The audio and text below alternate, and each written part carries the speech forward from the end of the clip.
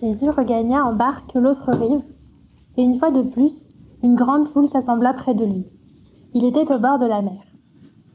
Alors, 20 ans des chefs de la synagogue, nommé Jaïrus, qui le vit, se jeta à ses pieds et le supplia instamment en disant « Ma fillette est à toute extrémité. Viens, impose-lui les mains, afin qu'elle soit sauvée et qu'elle vive. » Jésus s'en alla avec lui, et une grande foule le suivait et le pressait. Or, il y avait une femme atteinte d'une perte de sang depuis 12 ans. Elle avait beaucoup souffert entre les mains de plusieurs médecins. Elle avait dépensé tout ce qu'elle possédait sans en tirer aucun avantage. Au contraire, son état avait plutôt empiré. Ayant entendu parler de Jésus, elle vint dans la foule par derrière et toucha son vêtement, car elle disait « Si je puis seulement toucher ses vêtements, je serai guérie. » Au même instant, la perte de sang s'arrêta et elle sentit dans son corps qu'elle était guérie de son mal. Jésus ressentit aussitôt en lui-même qu'une force était sortie de lui. Il se retourna au milieu de la foule et dit « Qui a touché mes vêtements ?» Ses disciples lui dirent « Tu vois la foule qui te presse et tu dis « Qui m'a touché ?» Et il regardait autour de lui pour voir celle qui avait fait cela. La femme, effrayée et tremblante, sachant ce qui s'était passé en elle, vint se jeter à ses pieds et lui dit toute la vérité. Mais Jésus lui dit « Ma fille, ta foi t'a sauvée. Va en paix et sois guérie de ton mal. » Il parlait encore lorsque survinrent de chez le chef de la synagogue des gens qui dirent « Ta fille est morte. Pourquoi importuner encore le maître ?»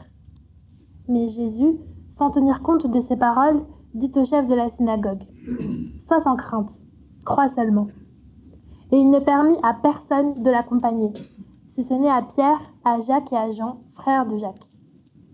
Ils arrivèrent à la maison du chef de la synagogue, où Jésus vit qu'il y avait du tumulte et des gens qui pleuraient et poussaient des cris retentissants. Il entra et leur dit « Pourquoi ce tumulte et ces pleurs? L'enfant n'est pas morte, mais elle dort. » Et il se moquait de lui. Alors, il les fit tous sortir, prit avec lui le père et la mère de l'enfant, de même que ceux qui l'avaient accompagné, et entra là où se trouvait l'enfant.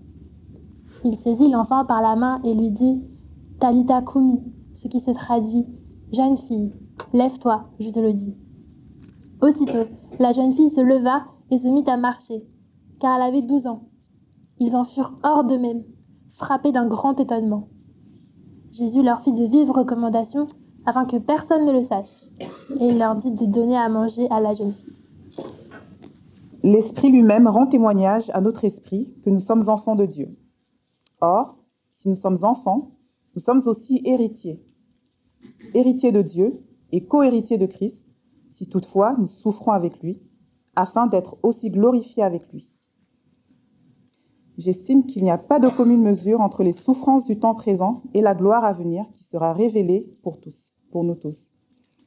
Aussi, la création attend avec elle un ardent désir de révélation des fils de Dieu. Car la création a été soumise à la vanité, non de son gré, mais à cause de celui qui l'y a soumise, avec une espérance. Cette même création sera libérée de la servitude de la corruption, pour avoir part à la liberté glorieuse des enfants de Dieu. Or, nous savons que, jusqu'à ce jour, la création tout entière soupire et souffre les douleurs de l'enfantement. Bien plus, nous aussi, qui avons les prémices de l'Esprit, nous aussi nous soupirons en nous-mêmes, en attendant l'adoption, la rédemption de notre corps. Car c'est en espérance que nous avons été sauvés. Or, l'espérance qu'on voit n'est plus espérance. Ce qu'on voit, peut-on encore l'espérer? Mais si nous espérons ce que nous ne voyons pas, nous l'attendons avec persévérance. De même aussi, l'Esprit vient au secours de notre faiblesse, car nous ne savons pas ce qu'il convient de demander dans nos prières. Mais l'Esprit lui-même intercède par des soupirs inexprimables. Et celui qui sonde les cœurs connaît quelle est l'intention de l'Esprit. C'est selon Dieu qu'il intercède en faveur des saints. Nous savons du reste que toute chose coopère au bien de ceux qui aiment Dieu, de ceux qui sont appelés selon son dessein. Car ceux qu'il a connus d'avance, il les a aussi prédestinés à être semblables à l'image de son Fils, afin qu'il soit le premier-né d'un grand nombre de frères. Et ceux qu'il a prédestinés, il les a aussi appelés. Et ceux qu'il a appelés, il les a aussi justifiés. Et ceux qu'il a justifiés, il les a aussi glorifiés. On est encore dans le mois de janvier et on discutait avec quelqu'un dans le hall qui demandait jusqu'à quand on peut se dire bonne année. En fait, on s'autorise à le dire jusqu'à la fin du mois de janvier. Donc, bonne année à ceux avec qui on ne s'est pas encore vu. Et comme on l'ajoute souvent, et surtout la santé, j'ai eu une discussion avec une voisine cette semaine sur cette question, où on discutait sur est-ce que la santé c'est vraiment essentiel, sachant que les pays les plus riches où il y a le système de santé les meilleurs, c'est les pays où il y a le plus grand nombre de dépressions. Et elle disait, moi quand même, la santé ça aide quand même. Et c'est tout à fait vrai, c'est tout à fait vrai. La santé, ça aide quand même. C'est pour ça, je pense qu'on souhaite à ceux à qui on dit bonne année aussi la santé. C'est ce qui compte surtout. J'espère que c'est pas trop par superstition non plus. Mais ça devrait nous conduire, je pense, à la question, est-ce qu'avoir une bonne santé, c'est la garantie d'être bien dans son corps? Alors spontanément, je pense qu'on répond « Ah non, bien sûr, on peut très bien s'accommoder d'autres choses, même quand ça ne va pas super bien, mais quand même, je pense qu'il faut qu'on se pose la question avec courage. Parce que je pense que dans la société dans laquelle on se trouve, et à l'époque de l'histoire à laquelle on se trouve, très aseptisée, qui regarde, surtout en Occident, avec un regard très difficile, la faiblesse, la maladie et la mort, je pense qu'on y croit à cette promesse. On croit qu'on va être bien dans notre corps si la bonne santé est là. Et la preuve, j'en veux pour preuve, regardez tout ce qu'on peut déployer pour s'assurer de la bonne santé. Déjà personnellement, 5 fruits et légumes par jour, mangerbouger.com, c'est le janvier sans alcool. T'as fait combien de pas aujourd'hui? C'est une Swatch, ça marche pas comme ça. Et puis moi, personnellement, je mange des graines, des pousses de soja, des bananes bio et de l'huile de pavot, et ça va beaucoup mieux pour moi. Donc on développe beaucoup de choses, et parfois même du budget sur cette question-là pour se préserver à tout prix. Ça, c'est personnellement. Et aussi collectivement. L'OMS, l'Espace Santé France, etc., tous les systèmes publics démontrent que les efforts sont nombreux, et pas juste ici, mais partout, et les sommes consacrées sont considérables pour prévenir la maladie, pour accompagner les gens en souffrance, pour combattre la maladie, pour tenter même de l'éradiquer. L'éradication, c'est un rêve qui traverse toute l'histoire. Moi, quand j'étais petit, on vendait des timbres à l'école pour la tuberculose, pour le combat contre la tuberculose. Et puis ensuite, on nous a dit c'est plus besoin parce qu'il n'y a plus de tuberculose. Et puis il y a 5 ou 10 ans, on nous a dit il y a de nouveau de la tuberculose. Mais c'est quand même un rêve qu'on a avec les systèmes de santé collectifs d'éradiquer. Bonne année, bonne santé. Mais si j'ai la santé fragile, ou si je suis affecté par un mal récurrent, qui traverse plusieurs années, et donc plusieurs 1er janvier, et donc plusieurs fois où on m'a dit bonne santé. Est-ce que c'est tant pis pour moi alors? Et si cette année, malgré tous nos efforts et nos précautions, la maladie frappait quand même?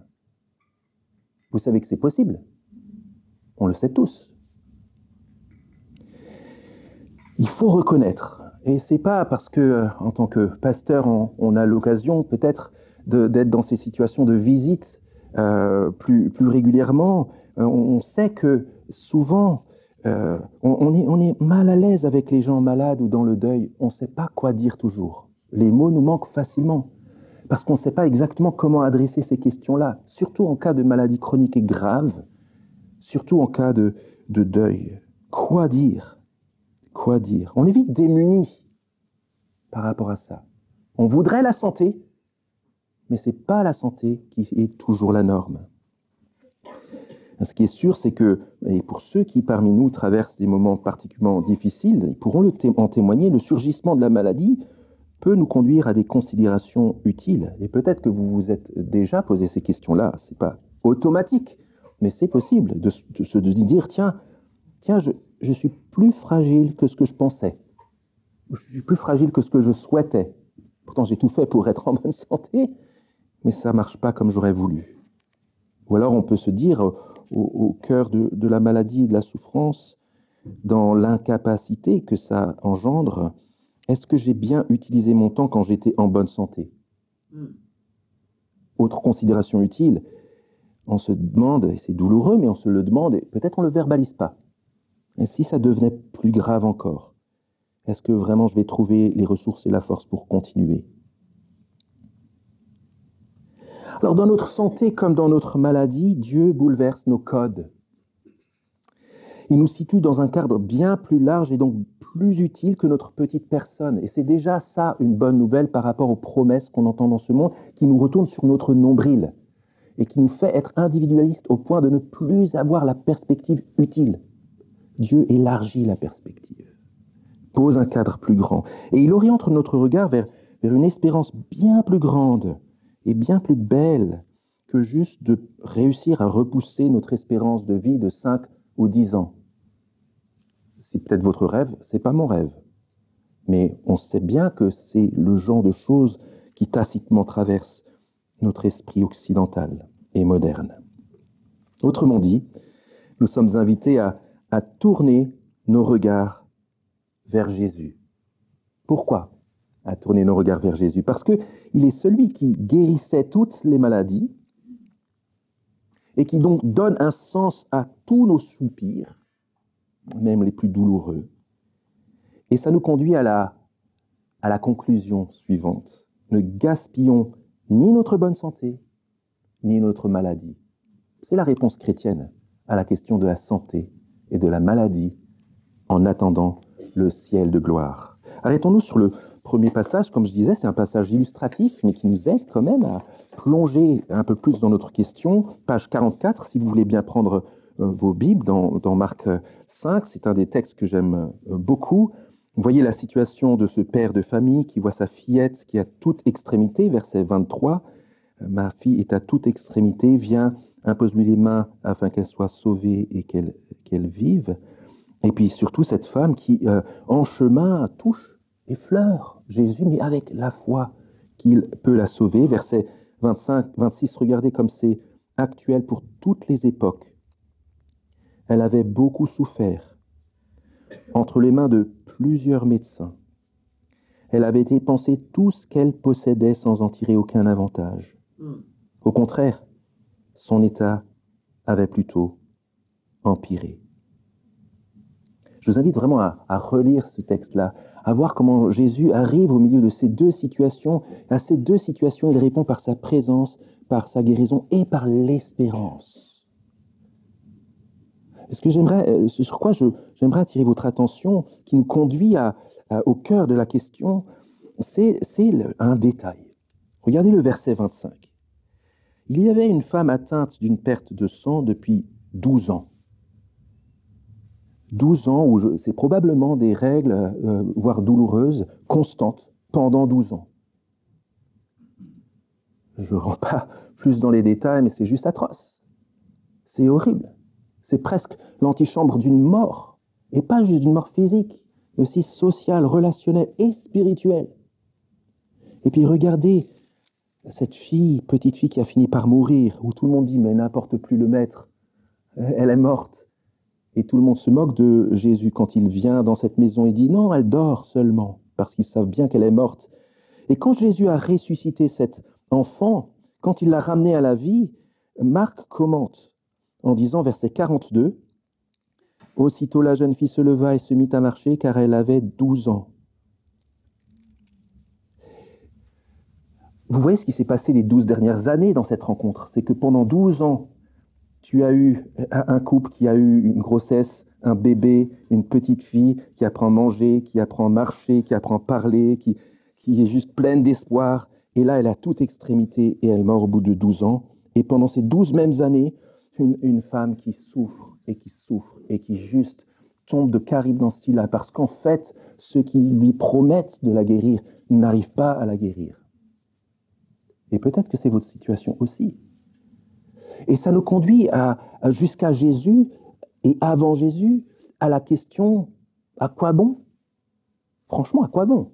À quoi bon avoir eu cette petite fille, et qui devient une jeune fille, si c'est pour qu'elle meure là? Et à quoi bon vivre, si c'est pendant 12 ans vivre cette galère-là?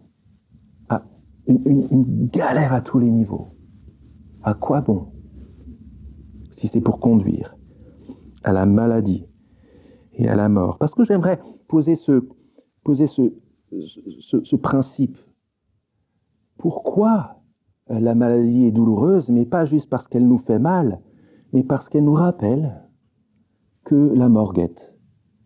Et que la maladie, c'est le rappel non seulement de notre faiblesse physique, mais c'est l'antichambre de la mort. Et on a beau tout faire pour s'en émanciper, ce n'est pas nos efforts qui vont nous empêcher de ne pas mourir finalement. À quoi bon? Vous avez peut-être entendu parler de cet homme-là, Brian Johnson, multimillionnaire. Voilà à quoi il ressemblait au-dessus avant, voilà à quoi il ressemble maintenant, avec son fils en arrière-plan. Il se fait transfuser notamment des choses de son fils. Il est entre les mains de médecins. Il a les moyens, lui, de payer les médecins et de rester riche. Et puis, il fait en sorte de rester jeune. Comme dit le chant d'Alphaville, un groupe kitsch des années 80, Forever Young, I want to be forever young. Je vais rester jeune pour toute ma vie. Et en fait, est-ce que ça va lui permettre de vivre plus longtemps? Alors, c'est pas sûr. Il faut qu'il fasse attention en traversant la route. C'est pas sûr parce que le cancer, il va pas pouvoir forcément y échapper. Et puis c'est sûrement pas sûr parce que même s'il rajoute 10 ou 15 ans de sa vie, il va mourir. On en a parlé et Brian m'a envoyé cette photo cette semaine. Regardez la différence entre Jimmy Carter, un des présidents les plus mal notés dans son temps, mais avec le recul, un des mieux notés de son temps. Regardez le rappel de la décrépitude qui conduit à la mort. Il a été enterré cette semaine en grande pompe, en très grande pompe, avec tous les présidents actuels encore en vie, mais il est mort quand même. À quoi bon? Même si c'est long, et plus que 12 ans. C'est vrai pour moi. Et j'ai hésité à faire ça, mais il faut pouvoir regarder les choses en face. J'ai eu, juste avant Noël, en novembre, en décembre, un grain de beauté qui m'a été enlevé, qui était très nocif, avec il a fallu faire une deuxième intervention pour enlever, pour être sûr que ce soit entièrement enlevé. Je pense qu'on a été plusieurs à être dans ce cas, mais tu te poses des questions là. Tu dis, ok, ça peut arriver à tout moment en fait. Et puis là, j'ai laissé une case pour vous. Vous pouvez mettre votre photo, parce qu'on est tous dans cette logique-là. On espère, on cherche la santé, mais on a beau se débattre et prendre toutes les précautions. À quoi bon si c'est juste pour aller à la mort, tôt ou tard? Et là, le Seigneur Jésus surgit au milieu de cette situation. Il est celui qui guérissait toutes les maladies, et c'est quelque chose que les évangiles s'accordent pour dire d'une manière massive. Jésus guérit encore aujourd'hui. Et je suis très reconnaissant que Cyril ait été inspiré par le Saint-Esprit pour prier ça pour les frères et sœurs, les gens de notre assemblée qui souffrent. On veut apprendre à prier avec foi, parce que le Seigneur guérit les corps encore aujourd'hui. Mais nous ne devons pas oublier qu'il a encore quelque chose de plus à nous proposer. Plus que la guérison, vous vous rendez compte? Imagine, on connaît quelqu'un, Hélène et moi, on connaît quelqu'un qui avait le cancer à quelques jours de la mort et qui a guéri du cancer. Jésus peut faire ça, mais il a encore plus à nous proposer. Et il ne faut pas l'oublier. Pourquoi? Mais parce que déjà, dans son ministère terrestre public, pendant 3 ans, les nombreuses guérisons que Jésus a opérées étaient bien sûr des actes de compassion, mais c'était aussi des actes prophétiques, des actes porteurs d'un message clair. Alors je l'ai dit, d'abord, c'est le signe que Dieu ne s'en fiche pas, que le Fils de Dieu guérit parce qu'il a compassion de notre situation. Mais deuxièmement, c'est le rappel que pour lui, ni la maladie ni la mort sont normales. Et on a un tiraillement en nous, parce qu'on se dit, bon, mourir c'est normal, ça fait partie de la vie, etc. Parce qu'on est habitué à ça. La maladie, bon, c'est la faiblesse, c'est biologique, c'est physiologique, on est tous malades, mais il y a quelque chose en nous qui crie qu'on est fait pour autre chose. On est révolté contre la maladie. On est révolté contre la mort. Et c'est normal. Pourquoi? Parce que en guérissant ces personnes-là, Jésus annonce que de la part de Dieu, la maladie et la mort, ça ne doit pas être la norme. Et il est venu pour nous en délivrer totalement. Et c'est pour ça qu'au verset 36, c'est ce qui nous fait basculer sur le texte que Josépha, tu nous as lu, regardez le verset 36, alors que tout le monde dit, c'est fini, n'importe plus le maître, c'est bon, il y a la tombe maintenant, on va faire le deuil. Jésus se retourne vers cet homme qui a perdu sa fille, et qui le regarde dans les yeux et qui lui dit, « Sois sans crainte, crois seulement. » Et c'est ce qui nous conduit à ce que Paul médite dans Romains 8, parce que ce que Jésus a en tête lorsqu'il dit « crois seulement », ce n'est pas juste la guérison physique de sa petite fille, la résurrection physique de sa petite fille. Le projet est bien plus grand et bien plus glorieux que ce que manifeste cette résurrection. Celui qui guérissait toutes les maladies donne un sens à tous nos soupirs. Je vous invite à tourner la page et à aller dans la page 177 des Bibles d'Église. Romains 8, la lecture que Josépha nous a faite. C'est là-dessus qu'on va s'étendre maintenant. Nos soupirs en rapport avec les souffrances. Les systèmes religieux et philosophiques ne répondent pas tous de la même manière à cette question. Il y a, même dans le christianisme, une tendance à voir la souffrance comme ayant une vertu. C'est un peu mortifère, je sais, mais l'idée que de se faire souffrir, ça va nous faire aller mieux, plus proche de Dieu, etc. Non, la souffrance, c'est un scandale, c'est insupportable, la souffrance. Et puis, il y a aussi le bouddhisme, par exemple. Dans le bouddhisme, la constatation que tout est souffrance, c'est pas la traduction exacte de la dukkha, mais tout est dukkha, c'est-à-dire tout est souffrance, et tout est... Et pour s'en libérer, pour se libérer de ça, c'est pas de chercher à profiter à fond des plaisirs pour ensuite avoir un peu d'énergie quand on souffre. L'idée, c'est de se détacher au maximum de la réalité et des affections en rapport avec ce qu'on peut vivre de bien et de mal dans nos corps, de manière à vivre une paix de l'esprit en ayant une extinction progressive de nos ressentis, de nos sentiments et finalement pour aller vers une extinction libératrice. La solution, ce sera se détacher de tout, y compris des plaisirs, parce que si tu es trop joyeux, tu vas tomber de haut quand le mal arrivera.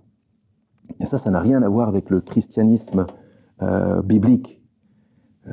Jésus donne un sens à tous nos soupirs et il donne une issue, autre que l'extinction définitive. Regardez le verset 18, Romains 8, verset 18. Paul qui dit, c'est la phrase pivot, « J'estime qu'il n'y a pas de commune mesure entre les souffrances du temps présent et la gloire à venir qui sera révélée pour nous. » Aucune commune mesure. Et c'est la raison pour laquelle, irrésistiblement, nous sommes poussés en avant. Tout en nous soupire après cette réalité. Et j'aimerais juste suggérer que même quand on n'est pas croyant en Jésus-Christ, même quand on est d'une autre religion, il y a quelque chose en nous qui nous pousse quand même vers le Jésus de la Bible, vers le Créateur. Mais on n'a pas les mots et parfois on reste révolté, on reste loin de lui, mais quelque chose qui crie en nous vers une résolution finale, vers quelque chose de plus beau et de plus grand encore, qu'on ne trouve que dans la personne de Jésus-Christ. Il n'y a pas de commune mesure entre les souffrances du temps présent et la gloire à venir. Et quand je dis que tout soupire après cette réalité, c'est vraiment tout. Regardez à partir du verset 19, ça commence par la création entière qui soupire. Le cosmos entier, tous nos sens soupirent. Tout soupire après cette nouvelle réalité. Verset 19, la création attend la révélation des fils de Dieu. le texte qui précède dit que nous sommes fils de Dieu et que Dieu prépare un monde nouveau pour ses enfants. Et la création entière qui subit les conséquences de la révolte de l'homme contre Dieu attend la réconciliation des hommes avec Dieu pour être libérés. C'est ce que Paul dit par la suite. La création a été soumise à la vanité par Dieu, non de son gré, mais à cause de celui qui y a soumise, avec une espérance. Cette même création sera libérée de la servitude, de la corruption, pour avoir part à la liberté glorieuse des enfants de Dieu. Des incendies dramatiques, quelque part sur la planète, des glaciers qui fondent, la pollution des mers, les catastrophes climatiques autour de Mayotte, le dérèglement de la planète est directement lié au dérèglement de la relation des hommes avec Dieu. Et si Dieu a réconcilié par le Christ des hommes et des femmes avec lui, c'est dans le but de réconcilier et d'apaiser toute la planète et toute la création un jour. La création entière attend ce moment-là, parce que la création entière est victime de la révolte des hommes contre Dieu. Et on parle du monde matériel, et pas juste spirituel. C'est pour ça que Paul dit au verset 22, « Nous savons que jusqu'à ce jour, la création entière soupire et souffre les douleurs de l'enfantement. » Magnifique image, celle de l'enfantement qui parle plus à certains parmi nous qu'à d'autres. C'est magnifique parce que c'est pas une souffrance sans objet. C'est pas sauvons la planète pour qu'elle reste un petit peu comme ça, plus ou moins, jusqu'à ce qu'elle disparaisse dans quelques milliards d'années. C'est une souffrance qui voit les raisons de ces souffrances dans le mal qui est en l'homme et qui produit ce mal dans la planète, mais c'est une souffrance qui va produire un enfantement, qui va produire quelque chose ensuite. C'est une souffrance dans l'attente de la résolution. La nature entière, la création attend ce moment. Tout soupire. Les oiseaux espèrent, les fleurs espèrent, les montagnes espèrent, le système de respiration, d'oxygène espère. Tout, le plus petit comme le plus grand, espère, soupire après ce moment de résolution. Et nos corps aussi. La création entière soupire après ce jour. Tout est poussé en avant dans la création. Et nous, verset 23, au milieu de la création, nous aussi, et nos corps aussi. Regardez ce qu'il dit bien plus. C'est ce que je disais, c'est le nerf de la guerre. De la même manière que la guerre des hommes contre Dieu a généré le dérèglement de la planète, de la même manière la réconciliation des hommes avec Dieu, avec le Créateur, va produire la résolution. C'est pour ça que Paul dit bien plus. Voilà la clé. C'est que nous aussi, nous qui avons les prémices, les premiers filles de l'Esprit, nous soupirons en nous-mêmes en attendant l'adoption, la rédemption de notre corps, c'est-à-dire la libération de notre corps. L'idée ici, c'est tout simplement qu'on soit en bonne santé ou qu'on soit dans la faiblesse et la maladie, nous rentrons dans ce concert de soupirs de la création, non pas pour rien, non pas pour le désespoir, non pas pour le « à quoi bon » que pouvait se poser cette femme et ses parents dans le texte de Marc, mais en vue d'une libération, de la libération de nos corps. Et si nous souffrons, et si c'est difficile, et si nous avons des maladies chroniques, et si nous sommes dans le deuil, c'est temporaire. Ça va cesser. Et bien plus encore, nos souffrances sont comme le soupir d'un temps meilleur. Nous souffrons et nous soupirons après la rédemption de notre corps. Les versets 24 et 25 que Paul commente ici, c'est tout simplement, je le ris, regardez, verset 24, c'est en espérance que nous avons été sauvés, car l'espérance qu'on voit n'est plus espérance. Ce qu'on voit, peut-on l'espérer encore? Je pense que c'est lié, c'est un propos polémique par rapport à ceux qui diraient c'est encore trop loin, c'est trop vague, c'est trop spirituel, c'est pas assez présent, on le voit pas encore, etc. Donc on va essayer de se dire l'espérance chrétienne c'est pour maintenant, c'est comme une béquille pour vivre maintenant en attendant notre mort. Donc c'est des gens qui veulent rendre actuelle et présent l'espérance pour que les gens se disent « Ah oui, c'est actuel, c'est utile maintenant, donc je vais me mettre à croire dans le christianisme. » Et Paul dit « Non, c'est pas ça le christianisme. Le christianisme, c'est une espérance de choses qu'on ne voit pas, mais qui sont certaines et scellées, assurées, garanties. Et même notre corps souffrant, soupire et crie après cette réalité-là qui vient. La nature entière soupire et attend. Notre corps entier, en bonne santé, comme dans la maladie, soupire après ce temps-là. Pourquoi ce miracle? Mais tout simplement parce que, verset 26, l'esprit qui est en nous, que Dieu a fait demeurer en nous, son esprit, soupire aussi. Est-ce que c'est facile de dire et de prier ça dans les temps difficiles? Pour certains plus que pour d'autres, c'est sûr. Mais d'une manière générale, c'est extrêmement difficile. D'une manière générale, quelqu'un qui souffre dans la maladie, le fait qu'il lève les yeux et continue d'espérer, de ressentir la paix, l'amour et la joie, c'est miraculeux. C'est le signe de l'œuvre du Saint-Esprit en lui. C'est l'Esprit qui soupire en lui et qui le pousse non pas à se recroqueviller sur soi. Et c'est vrai que aujourd'hui, même dans la bonne santé, on se recroqueville sur nous pour se regarder dans la glace. Mais dans la maladie, c'est encore plus fort. Nous avons tendance à nous recroqueviller sur nous-mêmes. Mais le Saint-Esprit nous détourne de ça et nous, dans notre souffrance, nous pousse à soupirer. C'est pour ça que Paul dit que l'Esprit vient au secours de notre faiblesse. Il vient nous accompagner parce que nous ne savons pas ce qu'il convient de demander dans nos prières. Qu'est-ce qui va glorifier plus le Seigneur? Pas forcément la guérison tout de suite. Comment prier une guérison immédiate, mais en vue de quoi? En vue de quelle gloire?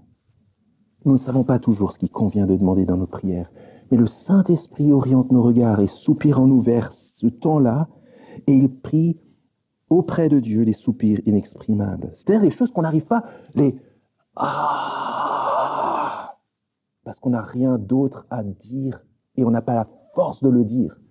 Le Saint-Esprit l'enveloppe et le prend et l'apporte comme un soupir qui nous remet dans la bonne direction, qui permet qu'on ne se perde pas dans la souffrance et dans la maladie. Le Seigneur Jésus donne un sens, c'est-à-dire une direction et une résolution à nos souffrances. Résultat, verset 27, celui qui sonde les cœurs connaît quelle est l'intention de l'Esprit. Et c'est son Dieu qui l'intercède en faveur des saints. C'est-à-dire, pour le dire autrement, Dieu qui a donné l'Esprit dans nos corps récupère, reprend, recueille le soupir inexprimable de l'Esprit, aligne notre vie par l'Esprit à son Esprit, de manière à ce qu'on reste calibré et aligné avec le grand projet qu'il est en train d'accomplir. Et c'est pour ça que Paul dit, verset 28, « Nous savons du reste que toute chose coopère au bien de ceux qui aiment Dieu, de ceux qui sont appelés selon son dessein. » Non, je le relis. « Nous savons du reste que toute chose coopère au bien de ceux qui aiment Dieu. » Est-ce que je crois que ma santé coopère, travaille pour mon bien? Est-ce que je crois que la maladie que je traverse travaille à mon bien? Toute chose. L'espérance chrétienne est si forte qu'elle produit des fleurs et des fruits dans le terrain le plus aride, dans la souffrance la plus intense. C'est ce qu'il fait. Parce qu'il est en train de faire quelque chose de plus que simplement nous guérir dans notre corps. Nous savons que toute chose coopère au bien de ceux qui aiment Dieu.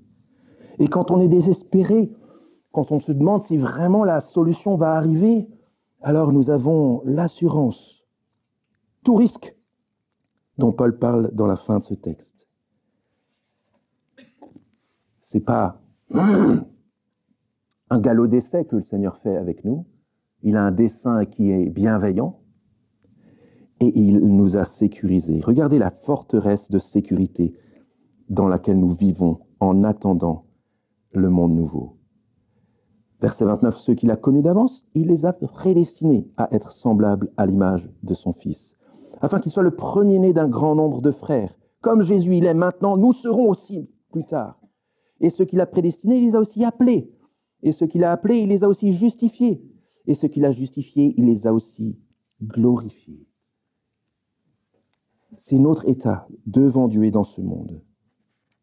Et c'est la raison pour laquelle Jésus, en pensant à ce qu'il est venu faire dans son corps,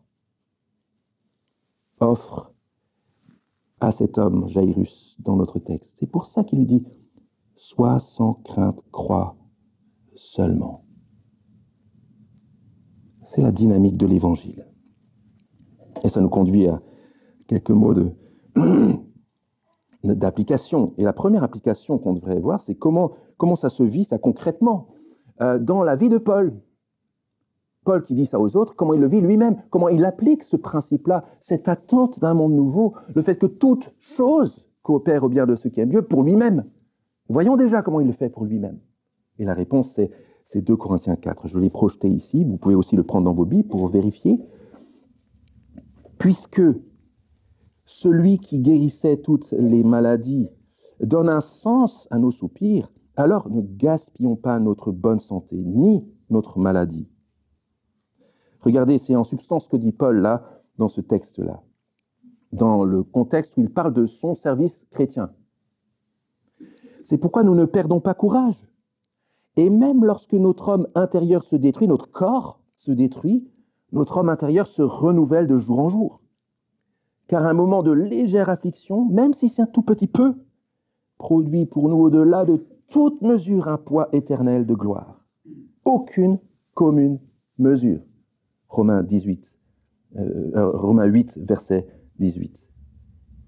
Produit au-delà de toute mesure un poids éternel de gloire, aussi, et voilà comment il agit, nous regardons non point aux choses visibles, mais à celles qui sont invisibles.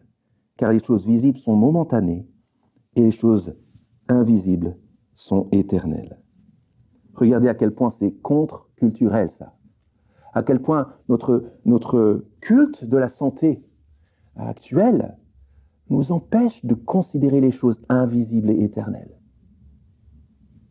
Nous sommes là invités à une contre-culture du corps, qui fait que même dans les moments d'affliction, de maladie, de maltraitance ou de mal, nous avons la certitude que Dieu est présent, que Dieu nous accompagne. Bien sûr que Dieu peut nous en libérer maintenant, mais qu'il prévoit quelque chose d'encore plus grand. D'encore plus grand.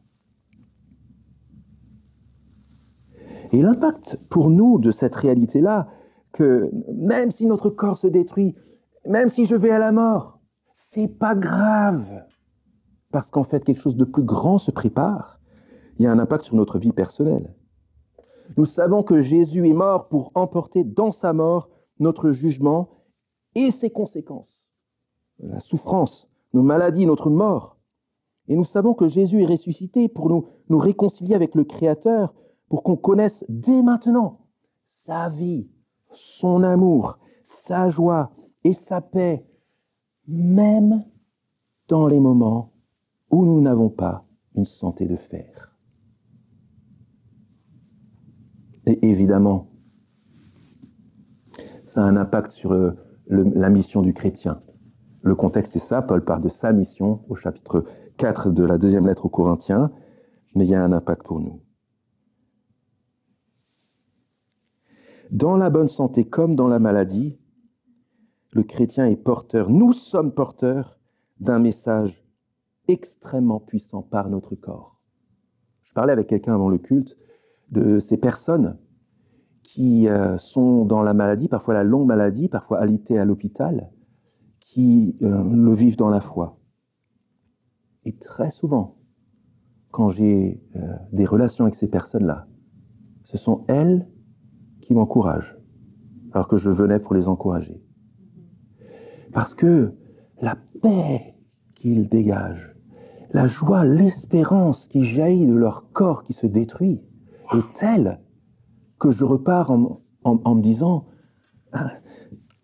ça vaut le coup d'investir dans cette vie-là avec Dieu.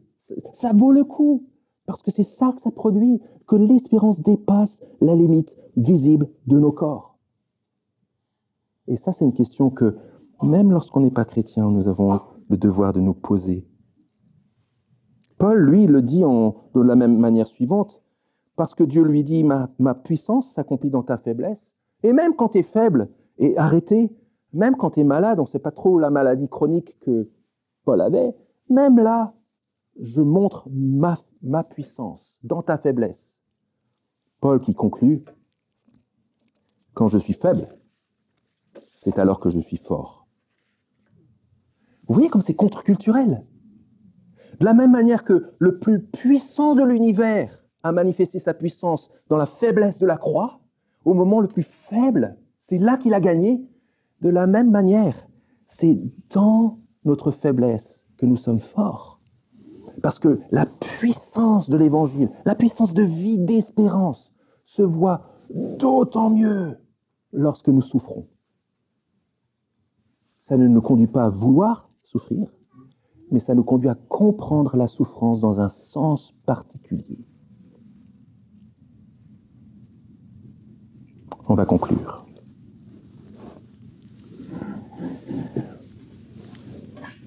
Qu'est-ce qu'on fait de notre santé et de notre maladie? Quelques considérations d'abord quand on est en bonne santé. Peut-être il y a parmi nous, et je l'espère, des personnes qui sont plutôt sceptiques, qui ne sont pas chrétiens, qui cherchent, qui enquêtent sur la foi chrétienne. Et j'aimerais simplement les inviter à considérer, si ce n'est pas déjà fait, que la santé n'est pas un dû. C'est un cadeau dans un monde en décrépitude. Chaque jour où on se lève et où on est en bonne santé, c'est un cadeau. Première chose contre-culturelle. Deuxième chose, est-ce que j'accepte de voir les choses en face? Ça ne me fait pas trop peur. C'est que ma maladie, c'est le rappel que dans ce monde, comme le mal, la mort n'est jamais loin. Deuxième chose, peut-être pour ceux qui sont chrétiens, qui ont placé leur foi dans le Christ, qui préparent un monde nouveau parfait, sans maladie, sans mort, sans souffrance. Est-ce que on pourrait s'inviter à évangéliser notre hygiène de vie?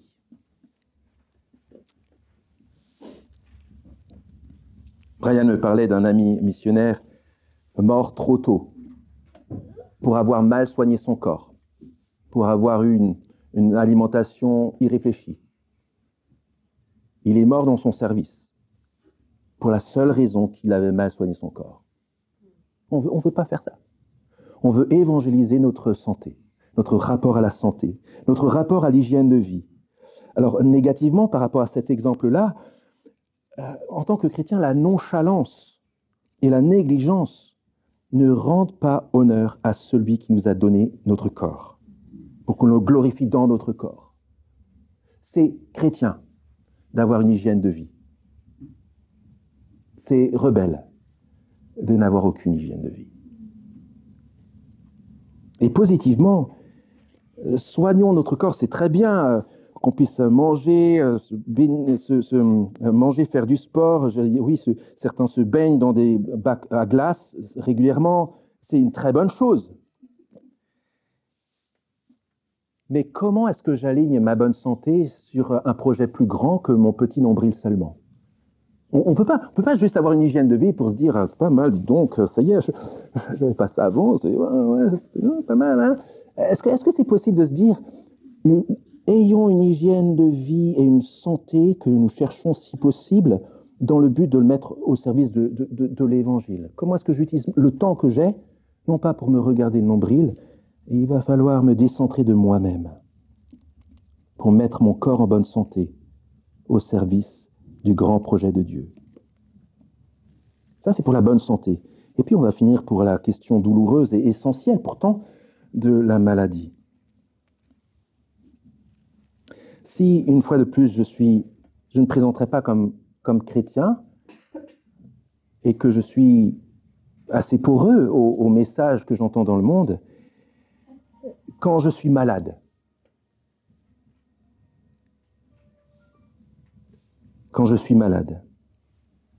sans avoir la foi, à quel message et à quelles explications est-ce que je m'accroche pour tenir? Quand je suis malade sans avoir la foi, est-ce que ces messages m'aident vraiment? Est-ce qu'ils apaisent vraiment mes craintes? Est-ce que de lire quand j'ai telle maladie, tous les blogs qui concernent telle maladie, ça va m'apaiser? C'est pas sûr, c'est pas suffisant. Et bien sûr, qu'est-ce qui m'empêche de simplement croire que Jésus-Christ, historiquement mort et ressuscité, est capable de m'offrir cette vie qu'il promet? Un cœur nouveau, un corps nouveau, un alignement entre mon cœur et mon corps pour vivre bien dans ma peau, dans l'attente de la vie nouvelle. Qu'est-ce qui vous empêche de croire ça? Le Christ est ressuscité d'entre les morts, il a prouvé dans son corps que l'espérance est vraie. Faites le saut, croyez, vivez la bonne nouvelle de l'Évangile pour votre corps, dans votre santé comme dans votre maladie. Et je vais finir par un sacré défi, en tant que chrétien, dans la maladie. Est-ce que j'accepte d'évangéliser ma maladie? Est-ce que j'accepte de considérer ma maladie dans la perspective de l'Évangile? Toute chose coopère au bien de ceux qui aiment Dieu. Ça veut dire que rien n'échappe au Seigneur. Quand je suis malade, il a permis et il a voulu mon état. Et c'est une bonne nouvelle parce que ça veut dire qu'il a aussi la force et la puissance de m'en sortir. Mais il a aussi la force, dans ma maladie, de s'en servir comme quelque chose, en vue de quelque chose de bien plus beau. Est-ce que je crois que dans ma maladie, Dieu veut me rapprocher de lui? Ce qui est vraiment important. Dieu veut me montrer encore plus intimement sa présence et son amour. Et peut-être que ceux qui sont malades connaissent mieux que beaucoup de personnes en bonne santé l'amour et l'espérance de Jésus. Est-ce que je crois que par ma faiblesse, Dieu veut montrer aux autres cet amour, cette puissance, cette joie et cette vie?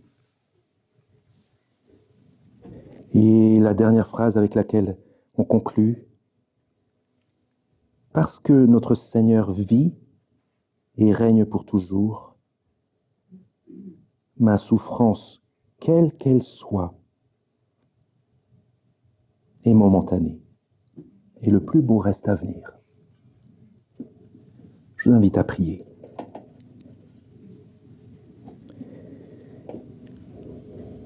Ne crains pas, crois seulement.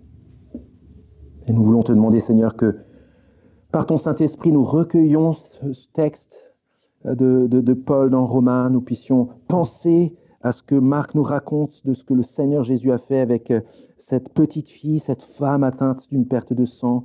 Avec Paul, nous voulons considérer les choses invisibles et éternelles. Mais nous avons besoin de ton secours et de ton aide. Nous te remettons nos craintes, nous te remettons nos cris, nous te remettons nos incompréhensions, nos luttes spirituelles, pour te demander, Seigneur, que nous ayons une santé spirituelle de fer afin, dans ta grâce, d'être bien dans notre peau, en chrétien dans ce monde physique, pour ta gloire en Jésus-Christ. Nous te prions aussi, Seigneur, en particulier, je réitère la prière de Cyril tout à l'heure, que tu viennes particulièrement poser ta main sur ceux qui, parmi nous, souffrent, parfois de longue date. Nous te prions que tu les gardes et que tu les guérisses. Agis dans leur corps, nous t'en prions. Et dans cette attente, nous te prions que tu agisses sur leur cœur, que tu donnes le sens que tu as voulu à leur souffrance, qu'ils ne gaspillent pas leur maladie, mais qu'ils rencontrent le Dieu vivant et qu'ils mûrissent en tous égards dans la foi, que leur foi, loin de défaillir, produise des fruits inimaginables de gloire pour toi, dans le nom de Jésus-Christ. Amen.